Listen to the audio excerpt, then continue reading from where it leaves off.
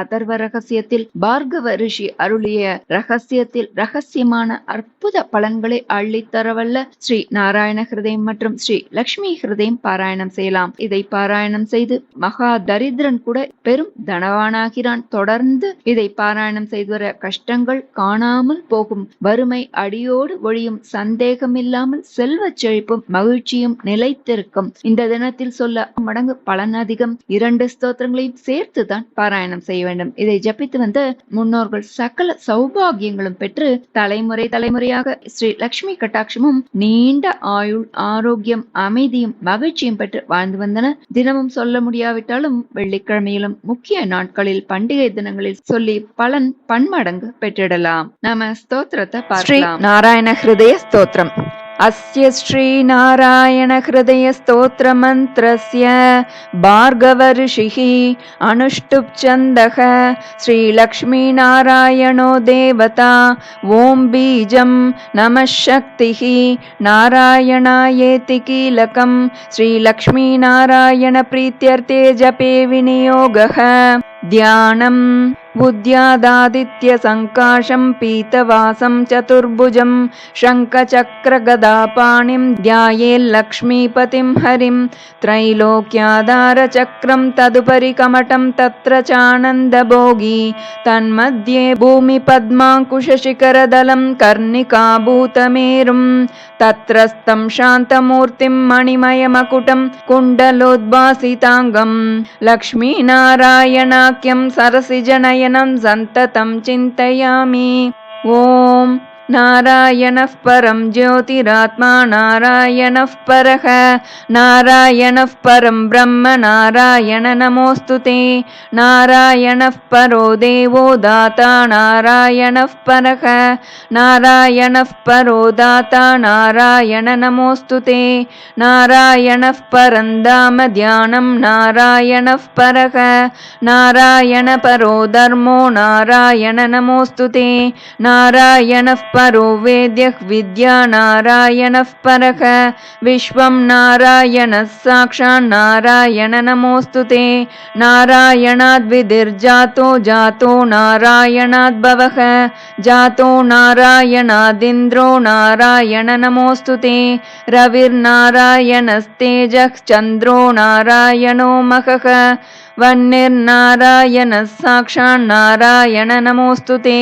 नारायण उपास्य स्यात् गुरुर्नारायणः परः नारायणः परो बोधो नारायण नमोऽस्तुते नारायणः फलं मुख्यं सिद्धिर्नारायणः सुखं सेव्यो नारायणः शुद्धो नारायण नमोऽस्तुते नारायणत्वमेवासि दहराख्ये हृदि स्थितः प्रेरकः प्रेर्यमाणानां त्वया प्रेरितमानसः त्वदाज्ञां शिरसा धृत्वा जपामि जनपावनं नानोपासनमार्गाणां भवकृद्भावबोधकः भावार्थकृद्भवातीतो भवसौख्यप्रदो मम त्वन्माया मोहितं विश्वं त्वयैव परिकल्पितं त्वदिष्टानमात्रेण सा वै सर्वार्थकारिणी त्वमेताञ्च पुरस्कृत्य सर्वकामान् प्रदर्शय न मे त्वदन्यस्रातास्ति त्वदन्यन्न हि दैवतं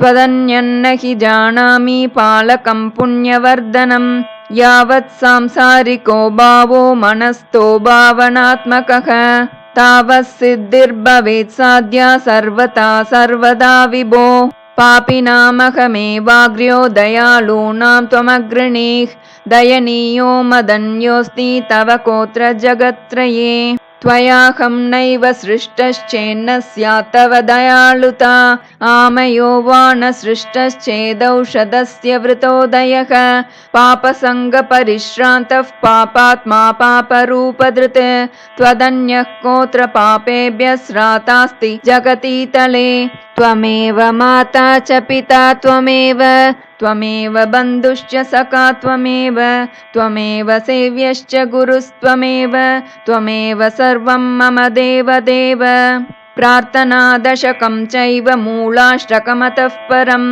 यः पठे शृणुयान्नित्यं तस्य लक्ष्मी स्थिरा भवेत्। नारायणस्य हृदयं सर्वाभीष्टफलप्रदं लक्ष्मीहृदयकं स्तोत्रं यदि चेतद्विना कृतं तत्सर्वं निष्फलं प्रोक्तं लक्ष्मीकृद्यति सर्वदा। एतत् संकलितं स्तोत्रं सर्वकामफलप्रदं लक्ष्मीहृदयकं चैव तथा नारायणात्मकं जपेद्यः संकलीकृत्य सर्वाभीष्टमवाप्नुयात्। नारायणस्य हृदयमादौ जप्त्वा ततः परं लक्ष्मीहृदयकं स्तोत्रं जपेन्नारायणं पुनः पुनर्नारायणं जप्त्वा पुनर्लक्ष्मीनुतिं जपेत्। पुनर्नारायणं जाप्यं संकलीकरणं भवेत्। एवं मध्ये द्विवारेण जपेत् संकलितं तु तत् लक्ष्मीहृदयकं स्तोत्रं सर्वकामप्रकाशितं तद्वज्जपादिकं कुर्यादेतत् संकलितं शुभं सर्वान् कामान् वाप्नोति आदिव्याधिभयं हरेत्। गोप्यमेतत् सदा कुर्यान्न सर्वत्र प्रकाशयेत् इति गुह्यतमं शास्त्रं प्राप्तं ब्रह्मादिकैः पुरा। तस्मात् सर्वप्रयत्नेन गोपयेत् साधयेत् सुधीः। यत्रैतत्पुस्तकं तिष्ठेल्लक्ष्मीनारायणात्मकं भूतपैशाचवेतालभयं नैव तु सर्वदा लक्ष्मीहृदयकं प्रोक्तं विधिना साधयेत् सुधीः। भृगुवारे च रात्रौ च पूजयेत् पुस्तकद्वयं सर्वथा सर्वदा सत्यं गोपयेत् साधयेत् सुधीः। गोपनात् साधनाल्लोके धन्यो भवति तत्त्वतः इति अथर्वरहस्ये उत्तरभागे नारायणहृदयं सम्पूर्णम्। श्री लक्ष्मीहृदय स्तोत्रम्। अस्य श्री महालक्ष्मीहृदय स्तोत्र महामन्त्रस्य भार्गवऋषिः अनुष्टुपादीनि नानाछन्दांसि आद्यादि श्री महालक्ष्मीर्देवता श्रीं बीजं ह्रीं शक्तिः ऐं कीलकम् आद्यादि महालक्ष्मी प्रसादसिद्ध्यर्थं जपे विनियोगः। ध्यानम् हस्तद्वयेन कमले धारयन्तीं स्वलीलया हारनूपुरसंयुक्तां लक्ष्मीं देवीं विचिन्तये। कौशेयपीतवसनामरविन्दनेत्रां पद्मद्वयाभयवरोद्यत पद्महस्ताम् उद्यच्चतार्कसदृशीं परमाङ्कसंस्थां ध्यायेद्विदीशनतपादयुगां जनित्रीं पीतवस्त्रां सुवर्णाङ्गीं पद्महस्तद्वयान्वितां लक्ष्मीं ध्यात्वेति मन्त्रेण स भवेत् पृथिवीपतिः। मातुलुङ्गं गदां केटं पाणौ पात्रं च बिभ्रति नागं लिङ्गं च योनिं च बिभ्रतीं चैव मूर्धनि। वन्दे लक्ष्मीं परमशिवमयीं शुद्धजाम्बूनदाभां तेजोरूपां कनकवसनां सर्वभूषोज्ज्वलाङ्गीं बीजापूरं कनककलशं हेमपद्मं ददानाम् आद्यां शक्तिं सकलजननीं विष्णुवामाङ्कसंस्थाम् श्रीमत्सौभाग्यजननीं स्तौमि लक्ष्मीं सनातनीं सर्वकामफलावाप्तिसाधनैकसुखावहं स्मरामि नित्यं देवेशि त्वया प्रेरितमानसः त्वदाज्ञां शिरसा धृत्वा भजामि परमेश्वरीं। समस्तसम्पत्सुखदां महाश्रियं समस्तसौभाग्यकरीं महाश्रियं समस्तकल्याणकरीं महाश्रियं भजाम्यहं ज्ञानकरीं महाश्रियं। विज्ञानसम्पत्सुखदां सनातनीं विचित्रवाग्भूतिकरीं मनोहराम् अनन्तसम्मोदसुखप्रदायिनीं नमाम्यहं भूतिकरीं हरिप्रियां। समस्तभूतान्तरसंस्थिता त्वं समस्तभोक्तृश्वरि विश्वरूपे तन्नास्ति यत्तवद्वयतिरिक्तवस्तु त्वत्पादपद्मं प्रणमाम्यहं श्री दारिद्र्यदुःखौगतमोपहन्त्री त्वत्पादपद्मं मयि सन्निधत्स्व। दीनार्तिविच्छेदनहेतुभूतैः कृपाकटाक्षैरभिषिञ्च मा श्री अम्ब प्रसीद करुणासुदयार्द्रदृष्ट्या मां त्वत्कृपाद्रविणगेहमिमं कुरुष्व आलोकय प्रणतहृद्गतशोकहन्त्री त्वत्पादपद्मयुगलं प्रणमाम्यहं श्रीः शान्त्यै नमोऽस्तु शरणागतरक्षणायै कान्त्यै नमोऽस्तु कमनीयगुणाश्रयायै क्षान्त्यै नमोऽस्तु दुरितक्षयकारणायै दात्रै नमोऽस्तु धनधान्यसमृद्धिदायै शत्यै नमोऽस्तु शशिशेखरसंस्तुतायै रत्यै नमोऽस्तु रजनीकरसोदरायै भक्त्यै नमोऽस्तु भवसागरतारकायै मत्यै नमोऽस्तु मधुसूदनवल्लभायै लक्ष्म्यै नमोऽस्तु शुभलक्षणलक्षितायै सिद्ध्यै नमोऽस्तु शिवसिद्धसुपूजितायै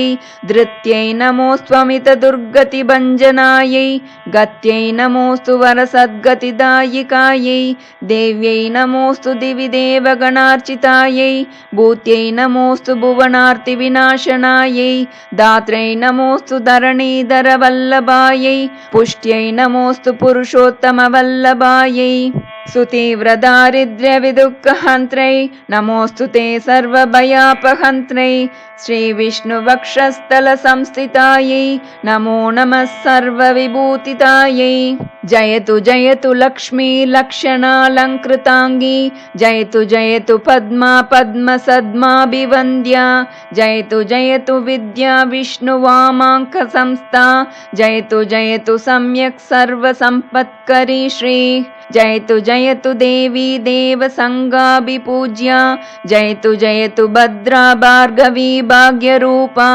जयतु जयतु नित्या निर्मलज्ञानवेद्या जयतु जयतु सत्या सर्वभूतान्तरस्था जयतु जयतु रम्या रत्नगर्भान्तरस्था जयतु जयतु शुद्धा शुद्धजाम्बूनदाभा जयतु जयतु कान्ता कान्तिमद्भासिताङ्गी जयतु जयतु शान्ता शीघ्रमागच्छ सौम्ये यस्याः कलायाः कमलोद्भवाद्या रुद्राश्च शक्रप्रमुखाश्च देवाः जीवन्ति सर्वेऽपि सशक्तयस्ते प्रभुत्वमाप्ताः परमायुषस्ते लिलेकनिटिले विधिर्मम लिपिं विसृज्यान्तरं त्वया विलिखितव्यमेतदिति तत्फलप्राप्तये तदन्तरफले स्फुटं कमलवासिनी श्रीरिमां समर्पय समुद्रिकां सकलभाग्यसंसूचिकां कलया ते यथा देवि जीवन्ति सचराचरा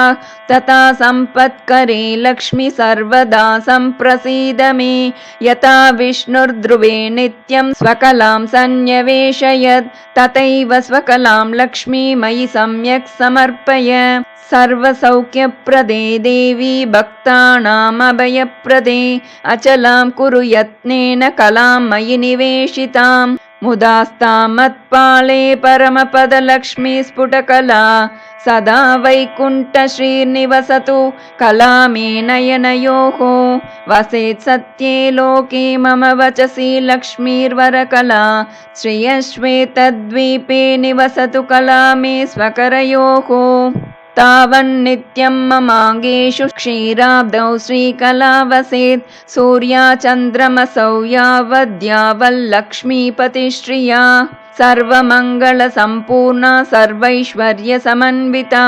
आद्यादिश्रीर्महालक्ष्मी त्वत्कलामयि तिष्ठतु अज्ञानतिमिरं हन्तुं शुद्धज्ञानप्रकाशिका सर्वैश्वर्यप्रदा मेस्तु त्वत्कलामयि संस्थिता अलक्ष्मीं हरतु क्षिप्रं तमः सूर्यप्रभायता वितनोतु मम श्रेयस्त्वत्कलामयि संस्थिता ऐश्वर्यमङ्गलोत्पत्ति त्वत्कलायां निधीयते मयि तस्मात् कृतार्थोऽस्मि पात्रमस्मि स्थितेस्तव भवदावेशभाग्यार्हो भाग्यवानस्मि भार्गवी त्वत्प्रसादात् पवित्रोऽहं लोकमातर्नमोऽस्तु ते पुनासि मां त्वत्कलयैव यस्मात् अतः समागच्छ ममाग्रतस्त्वं परं पदं श्रीर्भव सुप्रसन्ना मय्यच्युतेन प्रविशादि लक्ष्मी श्रीवैकुण्ठस्थिते लक्ष्मी समागच्छ ममाग्रतः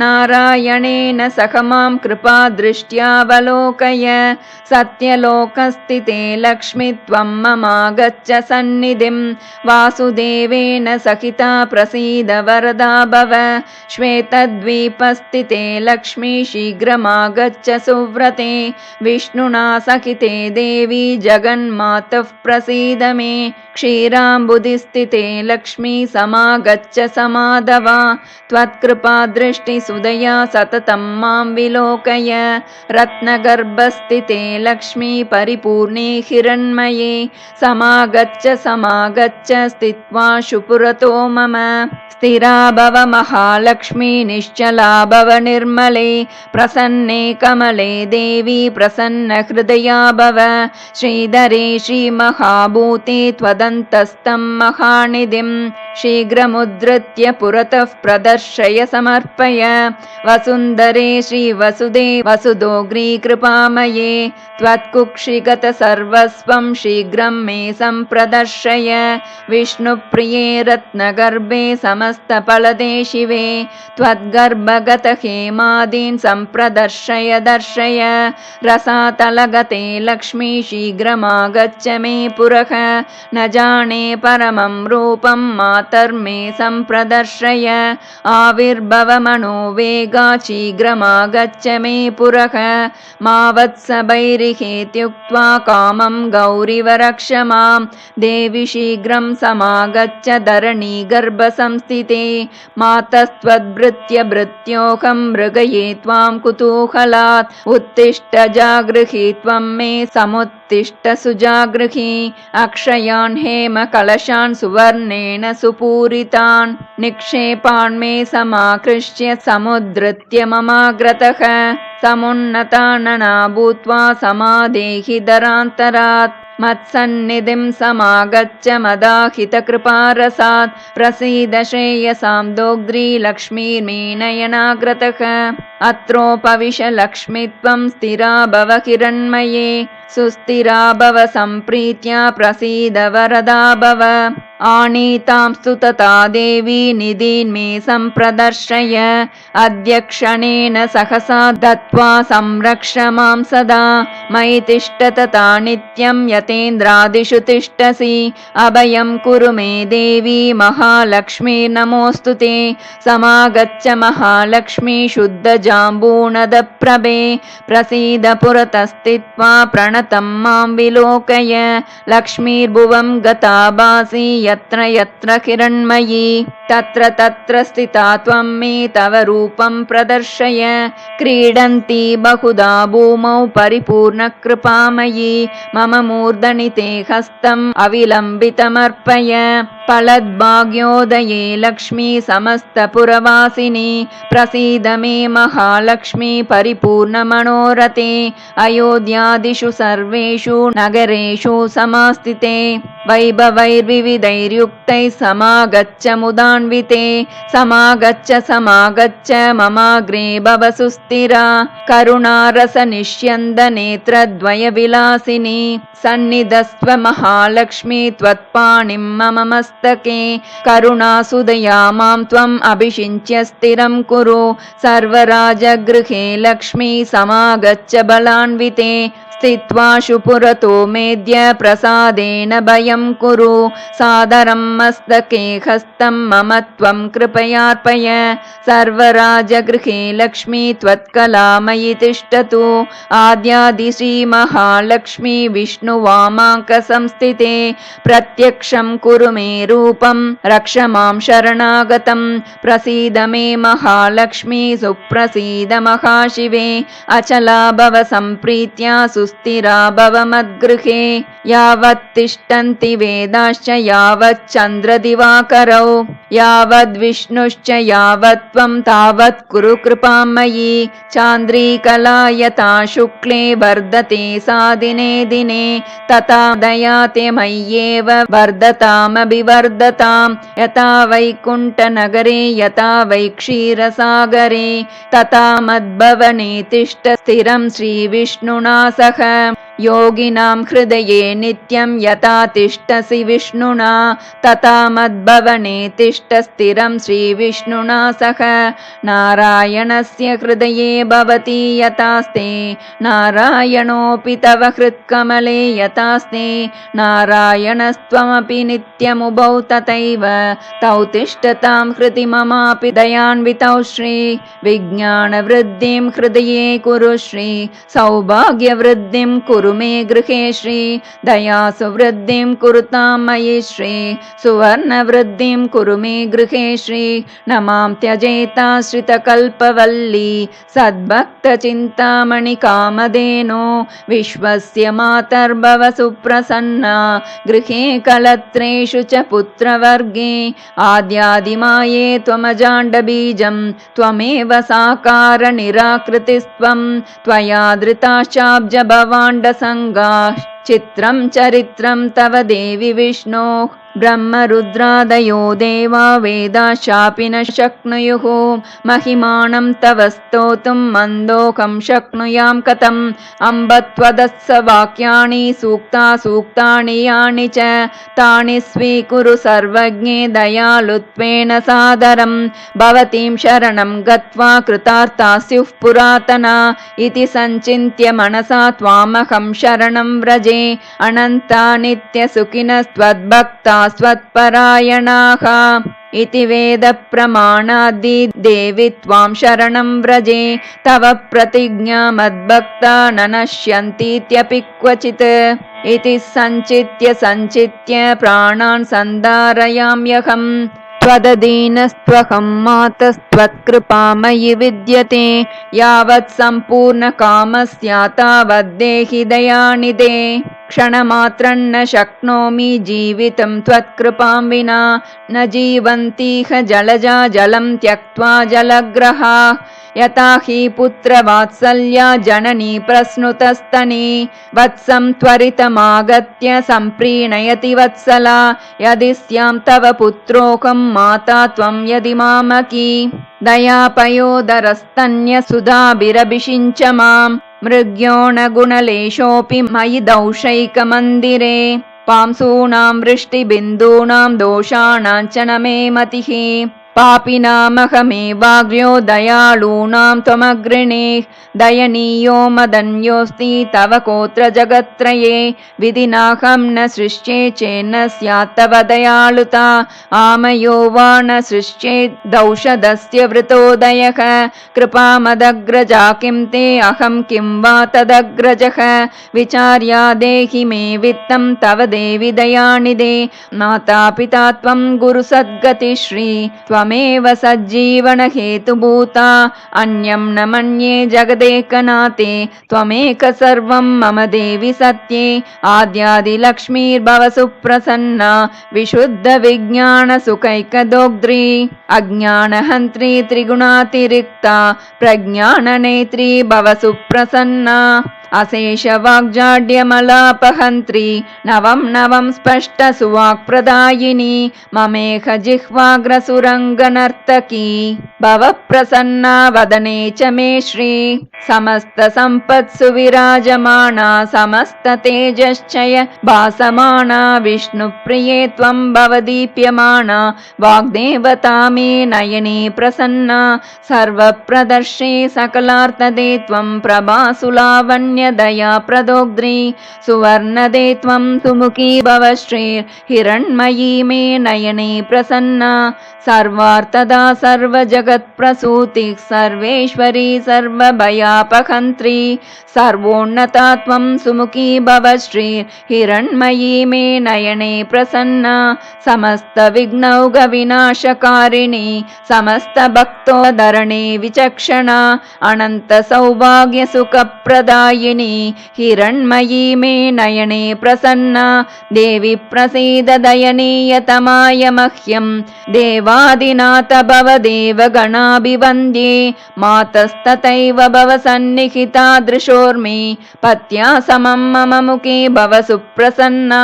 मा वत्स भैरभयदानकरोऽर्पितस्ते मौलौ ममेति मयि दीनदयानुकम्पे मातः समर्पय मुदा करुणाकटाक्षं माङ्गल्यबीजमिह न सृज जन्म मातः कटाक्ष इह कामदुक्तव मनस्तु चिन्तामणिः करः सुरतरुः सदा नवनिधिस्त्वमेवेन्दिरे भवे तव दयारसो मम रसायनं चान्वहं मुखं तव कलानिधिर्विविधवाञ्छितार्थप्रदं यथा रसस्पर्शनतो यशोऽपि सुवर्णता स्यात् कमले तथा ते कटाक्ष संस्पर्शनतो जनानां मङ्गलानामपि मङ्गलत्वं देहीति नास्तीति वचः प्रवेशात् भीतो रमे त्वां शरणं प्रपद्ये अतः सदास्मिन् अभयप्रदा त्वं सहैव पत्या मयि सन्निधेहि कल्पद्रुमेण मणिना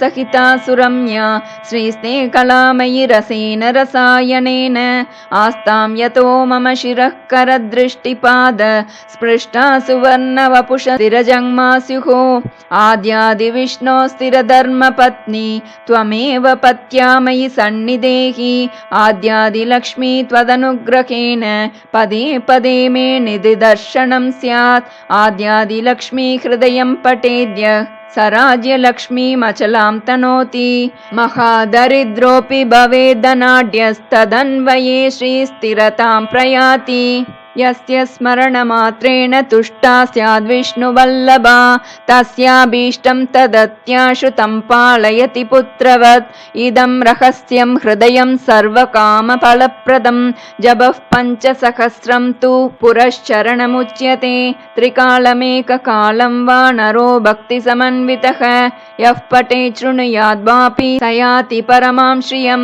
महालक्ष्मीं समुद्दिश्य निशिभार्गववासरे इदं श्रीहृदयं जप्त्वा 5 वारं धनी भवेत् अनेन हृदयेनान्नं गर्भिण्या अभिमन्त्रितं ददाति तत्कुले पुत्रो जायते श्रीपति स्वयं नरेण वातवानार्या लक्ष्मी हृदयमन्त्रिते जले पीते च तद्वंशे मन्तभाग्यो न जायते याश्विने मासि च शुक्लपक्षे रमोत्सवे सन्निहिते सुभक्त्या पठेत तैकोत्तरवारवृद्ध्या लभेत् स सौवर्णमयीं सुवृष्टिं य एकभक्तोऽन्वहमेकवर्षं विशुद्धति 70 वारजापि समन्दभाग्योऽपि रमाकटाक्षात् भवेत् सहस्राक्षशताधिकश्री श्रीशाङ्घ्रिभक्तिं हरिदासदास्यं प्रसन्नमन्त्रार्थदृढैकनिष्ठां गुरो स्मृतिं निर्मलबोधबुद्धिं